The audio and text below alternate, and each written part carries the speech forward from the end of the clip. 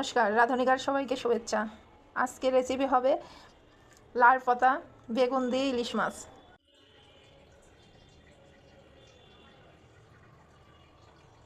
মাছ কেটে নিয়েছি, এবার ধুয়ে রান্না করার পালা।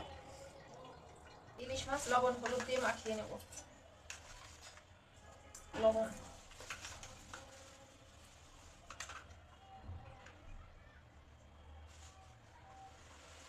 হলুদ,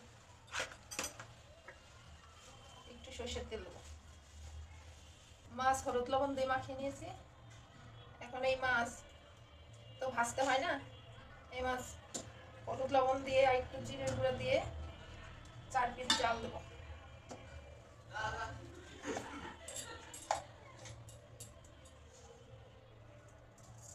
ভাজা জিরার গুঁড়া, একটু সরষের তেল, 2টো কাঁচামরিচের ফালি,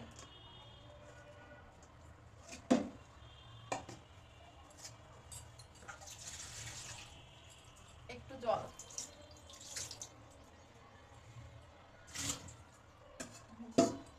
ঢাকা দিয়ে জাল দেবো। ইলিশ মাছ জাল দেওয়া শেষ। দেখি হয়েছে নাকি। হ্যাঁ, ইলিশ মাছ জাল দেওয়া শেষ, এখন তুলে নিয়েছি। এখন এই তেলেই দেবো এই লাউ শাক।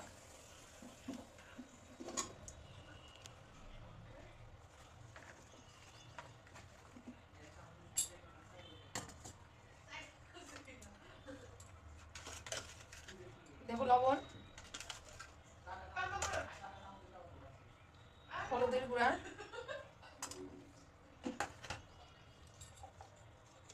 ভাজা জিরার গুঁড়া, আর দেবো সরষের তেল।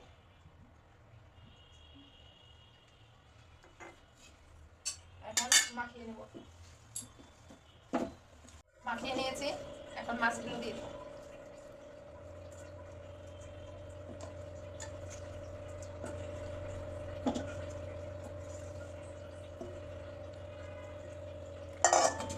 দেবো একটু জল,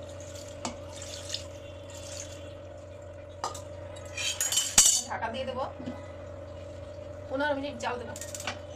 দেবো কাঁচামরিচ, ঢাকা দিয়ে। এই তৈরি হলো আমার লাড্ডুগা বেগুন আলু দিয়ে ইলিশ মাছ রান্না। এখন পরিবেশন করে দেখাচ্ছি। সেই স্বাদ, মাছের তেল। দেখো কেমন লাগে। অপূর্ব স্বাদ। এই স্বাদের কোনো ভাগ হবে না।